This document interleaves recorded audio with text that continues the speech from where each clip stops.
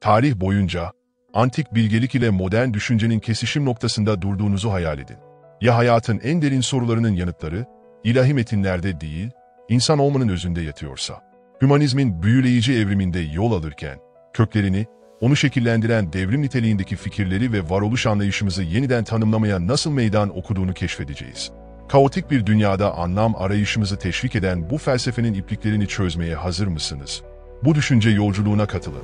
Derin bir düşünmeyi, merakı ateşlemeyi ve nihayetinde hayatı anlama biçimlerimizi sorgulamayı davet eden bu etkileyici anlatıya dalalım.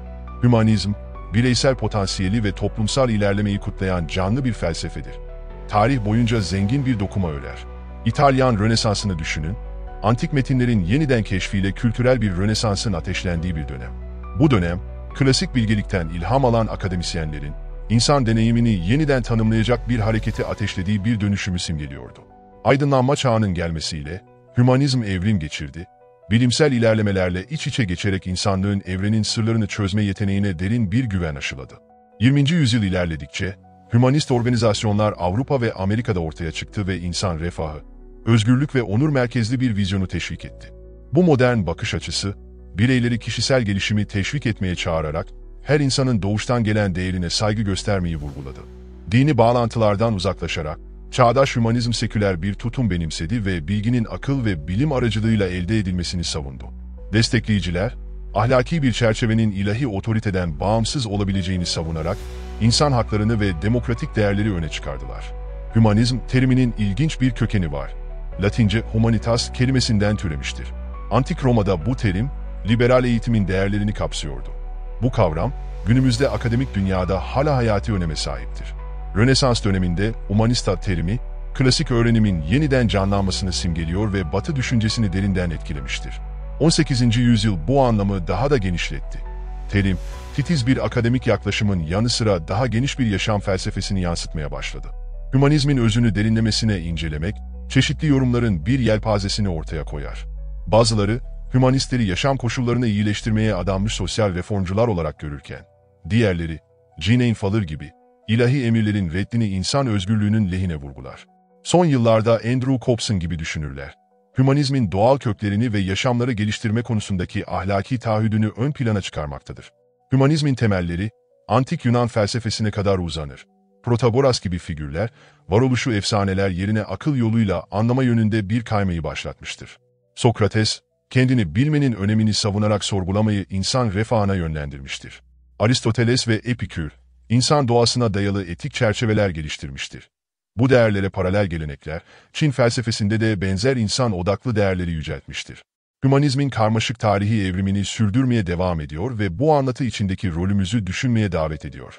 Geleceğine dair düşünürken, hümanizmin sürekli değişen dünyaya nasıl uyum sağlayacağına dair sorular, keşfetmeye yönelik daha derin bir arayışı teşvik ediyor. Rönesans hümanizmi, İtalya'da derin bir entelektüel canlanma başlattı. Edebiyat, sanat ve antik Yunan düşüncesini birleştirdi. 13. yüzyıla kadar uzanan bu hareket, klasik metinlerin yeniden keşfiyle güçlendi ve Batı kültürünü zenginleştirdi. Bu dönüşümde merkezi bir figür olan Petrarca, eğitim ve antik el yazmalarına duyduğu tutku ile hümanist çalışmaların tanımını yaptı ve etkisi hala hissedilmektedir. Rönesans hümanizmi çiçek açarken, Colucci Salutati gibi figürler ortaya çıktı ve antik bilgeliklerin yeniden keşfini savunarak Floransa'yı entelektüel bir merkez haline getirdiler. Vittorino da Feltre gibi eğitimciler, hümanist ilkeleri benimseyen okulların temellerini attı ve üniversite öncesi eğitimin şekillenmesine katkıda bulundular. Bu hareket sadece edebiyatla sınırlı kalmadı. Felsefe, matematik ve din çalışmalarına da yayıldı. Giovanni Pico della Mirandola gibi düşünürler geleneksel otoriteden uzaklaşarak, dini metinlerin çeviri girişimleri antik bilgeliği modern düşünceyle birleştirdi. 15. yüzyıla gelindiğinde, hümanizm İtalya'nın ötesine yayılmış, matbaalar hızla gelişmiş ve Erasmus gibi akademisyenler Kuzey Avrupa'da bu hareketi yönlendirmiştir. Aydınlanma çağı, hümanist fikirlerin daha seküler hale geldiği bir başka dönüm noktasını işaret etti. Akılcılığı ve bilimsel sorgulamayı teşvik etti. Bu dönem, hoşgörü gibi değerlerin doğmasına ve dinin toplumsal rolü üzerine eleştirel bir bakış açısı kazandırmaya yol açtı. Baruch Spinoza gibi düşünürler, ilahiyatı doğa ile eşitleyerek yeniden tanımlarken, diğerleri geleneksel inançları sorguladı ve dini korkuya dayalı bir yapı olarak çerçeveledi. Bu zengin tarihsel perspektiften bakıldığında, hümanizm bizi kolektif yolculuğumuzu düşünmeye davet ediyor. geleceği şekillendirmede sahip olduğumuz potansiyeli ve sorumlulukları aydınlatıyor. Anlayış, özgürlük ve insan onuru arayışı sürüyor. Bu da bizi varoluşumuzun karmaşıklıkları ve çevremizle etkileşim içinde olmaya yönlendiriyor. Hümanizmin geleceği neyi vaat ediyor ve yarının zorluklarına nasıl uyum sağlayacak? Keşif yolculuğunun heyecanı asla sona ermiyor. İnsanlığın anlayışı genişledikçe, Rousseau Toplum Sözleşmesi gibi etkili metinler, odaklanmayı toplumsal insanlardan bireysel insan kaydırarak kişisel deneyimleri geniş sosyal dokuyla birleştirmeye başladı. Thomas Paine'in insan hakları da bu geçişi daha da netleştirdi. Evrensel bir insanlık anlayışını teşvik etti. Bağconcu deneyciliğin etkileri, Thomas Hobbes gibi düşünürleri varoluşun maddi görüşlerine yönlendirerek bu evrilen diyaloga derinlik kattı.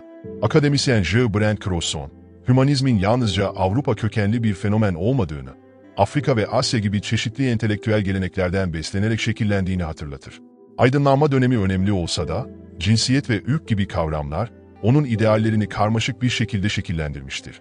İnsandan insan kavramına geçiş, kimlik ve kapsayıcılık üzerine süregelen tartışmaların temelini oluşturdu. 19. yüzyıl, yeni hümanist düşüncelerin dalgalarını getirdi. Auguste Comte, bir insanlık dini önerdi. Bu fikir zayıflasa da, Oscar Wilde ve George Eliot gibi figürlerin eserlerinde yankıları bulunabilir.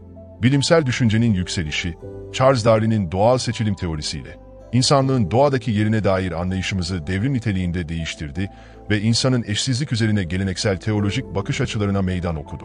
İngiltere'de Jeremy Bentham ve John Stuart Mill gibi düşünürler tarafından savunulan faydacılık, insan mutluluğu ve acıların azaltılmasını teşvik etti.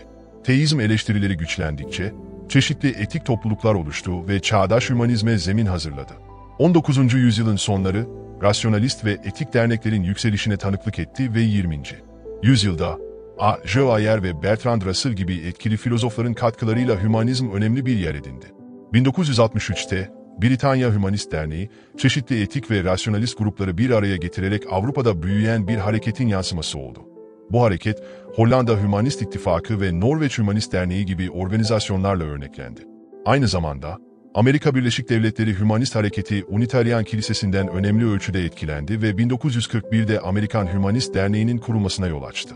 Bu organizasyonların birleşimi, şimdi insanlar için uluslararası birlik olarak bilinen Uluslararası Hümanist ve Etik Birliği oluşturdu ve hümanist prensiplerin küresel olarak savunulmasına öncülük etti. Hümanizm, her biri kendine özgü kültürel ve felsefi bağlamları yansıtan çok çeşitli biçimlerde gelişmiştir. 20. yüzyılın başlarında özellikle Amerika Birleşik Devletleri'nde ortaya çıkan dini hümanizm, etik değerleri ruhsal pratiklerle birleştirerek Kuakerler gibi gruplarda kendini göstermiştir. Rönesans hümanizmi, klasik antikiteye odaklanarak modern hümanizmin temellerini atmış, ancak yorumları günümüzde önemli ölçüde farklılık göstermektedir. Hristiyan hümanizmi, inancı klasik öğrenimle harmanlayarak dini bir çerçeve içinde insan onurunu kutlarken, etik hümanizm, insan merkezli bir etik çerçeveye yönelik ihtiyaca yanıt vererek ilişkileri ve ahlaki kültürü vurgulamıştır. John Dewey ve Julian Huxley gibi figürler tarafından savunulan bilimsel hümanizm, akılcı düşünceyi ve bilimsel yöntemi yüceltmiştir. 20. yüzyılın ortalarında ortaya çıkan seküler hümanizm, daha önceki olumsuz çağrışımlarını geride bırakan doğal bir dünya görüşünü temsil etmektedir. Öte yandan, Marksist hümanizm, sosyal ve ekonomik boyutlara odaklanarak geleneksel hümanizmi sol bir perspektiften eleştirmektedir. Daha yakın zamanda, dijital hümanizm, hızlı teknolojik gelişmelerin ortasında insan değerlerini savunmaktadır. Hümanizmin kalbinde, insanın akıl kapasitesine olan bağlılık yatmaktadır. Bu bakış açısı, inanç ve eylemlerin bireysel akıl yürütmeden doğduğunu, ırk ve sosyal statüyü aşan bir özellik hissi geliştirmektedir. Immanuel Kant'ın felsefesi, insan deneyimlerine dayalı ahlaki özelliği savunarak, çeşitli kültürlere uyum sağlayan bir etik çerçevesi önermektedir. Corliss Lamont, Hümanizm Felsefesi adlı eserinde, hümanist etiklerin insan çıkarlarını ve mutluluğunu önceliklendirdiğini vurgulayarak, insan deneyimlerinin geniş yelpazesini kutlamaktadır. Hümanist ahlakın evrimi, 18.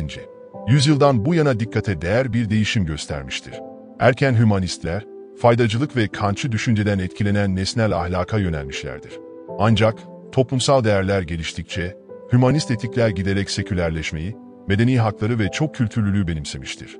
Eleştirmenler genellikle, ilahi bir temeli olmayan ahlaki standartların meşruiyetinin eksik olduğunu savunmaktadır. Dostoyevski'nin karakteri Ivan Karamazov, ahlakın Tanrı'dan bağımsız olarak var olup olamayacağını sorgulamıştır. Ancak hümanistler gerçek ahlaki anlayışın dini çerçeveler olmaksızın da gelişebileceğini öne sürmektedir. Yay-Fifro ikilemi, bu sorgulamayı daha da belirgin hale getirir. Bir şey Tanrı tarafından emredildiği için mi iyidir? Yoksa Tanrı, o şey iyi olduğu için mi emreder? Bu keşif, insanların dini emirlerden bağımsız olarak ahlaki içgörüye ulaşabileceğini destekleyerek, ahlakın kültür ve deneyimle şekillenen bir insan yapımı olduğunu öne sürmektedir. Hümanizm, sıklıkla dinle gerilim içinde görünse de, ilişki daha nuanslıdır. Filozof David Kleene, bu gerilimi Rönesans'a kadar izleyerek, hümanistik fikirlerin kilisenin otoritesine meydan okumaya başladığını ve insan bilgisini önceliklendirdiğini belirtmektedir. Kopernik, Kepler ve Galileo gibi figürler, bireylerin kaderlerini şekillendirmelerine olanak tanıyan bu kaymayı örneklemektedir. Stephen Lay, hümanizmin sekülerliğe bağlı kalmasının, tarihsel ayrıcalıkları korumaya çalışan egemen dinlerle çatıştığını vurgular. Eleştirmenler, bunun dini ifadeyi boğduğunu savunsa da, Lay, dini görüşlerin ayrıcalıklı durumunu sorgulayarak özgürlükleri koruduğunu savunmaktadır. Andrew Cobbson, hümanizmin belirli dini inançlarla bir arada var olabileceğini ve düşmanca değil, dinin toplumsal rolü hakkında merak ve hoşgörü göstermeyi savunduğunu belirtmektedir. Hümanizm gelişmeye devam ederken, bizi yeni ufuklar keşfetmeye ve modern dünyanın karmaşıklıklarına uyum sağlamaya davet etmektedir. Yolculuk henüz sona ermedi ve hümanizmin kalıcı felsefesi, ortak insanlığımızı anlamak için çekici bir çerçeve olarak kalmaya devam ediyor. Din etkisinin 19. yüzyılda azalmasıyla birlikte, hayatta anlam arayışı ön plana çıktı. Hümanizm tek bir cevap önermiyor. Bunun yerine bireylerin kendi anlamlarını yaratmalarını teşvik ediyor. Nietzsche ve Sartre gibi filozoflar bu temayla mücadele ederken, Albert Camus, Sisyphus'un Efsanesi adlı eserinde, absürt bir dünyada bile anlam yaratmada kişisel ajanın gücünü vurgulamıştır. Hümanizm içindeki anlam yorumları çeşitlidir. Mutluluğu aramak, başkalarıyla bağlantılar kurmak ve tarihle etkileşimde bulunmak gibi unsurları içerir. Peter Derks ve Anthony B. Pink gibi akademisyenler, anlamlı bir yaşamın merkezinde ahlaki amaç, duygusal bağlar ve anlama arayışının yattığını vurgulamaktadır. Kamusal alanda, günümüz hümanizmi, tüm vatandaşların dini inançlarından bağımsız olarak eşit muamele görmesini savunarak sekülerizmi aktif bir şekilde desteklemektedir. Filozof Alan Hayort, sekülerliğin çeşitliliği beslediğini ve genellikle milliyetçilik ve totalitarizm ile ilişkilendirilen irrasyonelliği tersine çevirdiğini savunmaktadır. Hümanizm, liberalizm ve sosyalizm ile köklüdür. 19. yüzyılın başlarındaki sosyalizm, hümanist değerlerle yakından örtüşmektedir. 20. yüzyıl boyunca, hümanist yorumlar, bilimsel sosyalizme sıkı sıkıya bağlı kalmak yerine, yabancılaşmayı hafifletmeye odaklanmıştır. Psikoloji ve danışmanlıkta, Carl Rogers ve Abraham Maslow gibi düşünürlerden ilham alan hümanist psikoloji, kendini gerçekleştirme ve yaratıcılığı vurgularken, varoluşsal kaygıları da ele almaktadır. İki Dünya Savaşı sonrası Avrupa'da ortaya çıkan bu yaklaşım, danışmanlıkta olumlu ve saygılı bir perspektifi teşvik etmekte. Danışanın dünya görüşünü ve ahlaki sorgulamaları önceliklendirmektedir. Britanya Danışmanlık ve Psikoterapi Derneği gibi organizasyonlar, hümanizmin ilkelerini modern psikolojik uygulamalara entegre etmiştir. Hümanizm, felsefi sorgulamalar ve kültürel diyalogların zengin bir yelpazesini yansıtarak çeşitlidir. Günümüz zorluklarını aşarken, hümanizm bizleri anlam arayışa, etik ilişkileri geliştirmeye ve insan onurunu savunmaya teşvik etmeye devam ediyor. İnsanların demografik özelliklerini incelemek, ilginç içgörüler sunmakta. Ancak araştırmalar sınırlıdır. Pey Araştırma Merkezi'nin 2014 dini manzara çalışmasına dayanan Yasmin Tirejo'nun analizi, hümanistlerin önemli bir çoğunluğunun ateist, %37 veya agnostik, %18 olarak tanımlandığını ortaya koymaktadır. Yaklaşık %29 bu özellikle bir şey değil diye tanımlarken, %16'sı dini olarak tanımlanmaktadır.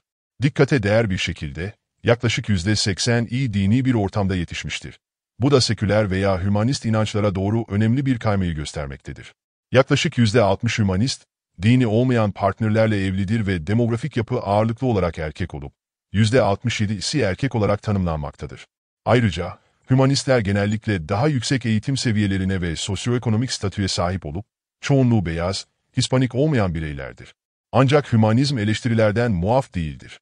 Bazı Batılı ve Hristiyan eleştirmenler, hümanizmin, etik çeşitliliği zayıflatan bir Batı etosunu temsil ettiğini ve potansiyel olarak neokolonyalizme yol açabileceğini öne sürmektedir. Feministler ve aktivistler, hümanizmin çoğunlukla beyaz, heteroseksüel erkek kurucularının önyargılarını yansıttığını, marjinal seslerin göz ardı edildiğini savunmaktadır. Talal Asad gibi akademisyenler, hümanizmin Batı Hristiyan geleneklerini sürdürdüğünü ve ahlaki tartışmalarda hakimiyeti pekiştirdiğini ileri sürmektedir. Eleştirmenler ayrıca, empatiye verilen önemin adaletin daha derin meselelerini gölgeleyebileceğini ve hümanizmin sistemik eşitsizlikleri ele almadaki etkinliğini sınırladığını iddia etmektedir. Diğer bir bakış açısıyla, bazı evangelik eleştirmenler, hümanizmin materyalizmi teşvik ettiğini, açgözlülüğü ve bencilliği artırdığını savunmaktadır. Bilimsel akıl yürütmeye verilen önem, bazıları tarafından sadece maddi bir dünya görüşüne yol açmakla suçlanırken, savunucular, hümanizmin insan deneyimini maddi kaygıların ötesinde değerli kıldığını savunmaktadır. Birçok kişi, hümanizmi tanımlamanın zor olduğunu, belirsizliği ve çoklu anlamlarını gerekçe göstererek eleştirirken, bu durumun hümanizmin önemini sulandırdığını savunmaktadır. Antihümanizm, Nietzsche ve Mari gibi düşünürler tarafından savunulmakta ve hümanizmin temel varsayımlarını eleştirmektedir. Mari, sabit bir insan özünü reddetmiştir. Hümanist organizasyonlar, hümanist değerlerin küresel olarak geliştirilmesinde önemli bir rol oynamaktadır. Önemli gruplar arasında, dünya çapında hümanist ilkeleri savunan insanlar için uluslararası birlik ve sekülerliği teşvik eden ve dini olmayan törenler düzenleyen Britanya İnsanist Derneği, eski adıyla, bulunmaktadır. 1941'de kurulan Amerikan İnsanist Derneği, AHA, sosyal sorunlara aktif olarak katılarak sekülerizmi desteklemektedir. Richard Dawkins ve Stephen Fry gibi önde gelen figürler, hümanist düşünceyi destekleyerek sekülerliği ve bilimsel sorgulamayı savunmaktadır. Hümanizm evrilmeye devam ederken, çok çeşitli yorumları ve uygulamaları sürekli keşif ve diyalog çağrısında bulunarak, bizleri sürekli değişen bir dünyada insan olmanın ne anlama geldiğini düşünmeye teşvik etmektedir. Hümanizm üzerine bu keşfimizi tamamlarken, geçmişin mevcut durumumuzu bilgilendirdiği ve geleceğimizi şekillendirdiği kritik bir noktada bulunduğumuzu görüyoruz. Zengin çeşitliliği ve derin içgörüleriyle bu felsefe, anlam arayışında, bağlantılar kurmada ve ortak insanlığımızı kucaklamada bizi sürekli olarak zorlamaktadır. Peki, bu yolculuktan ne çıkaracaksınız? Hümanizmin ilkeleri, kendi hayatınızın karmaşıklıklarında sizi nasıl yönlendirecek? Sorular hala akılda kalıyor, bizi insan olmanın ne anlama geldiği hakkında düşünmeye ve tartışmaya davet ediyor.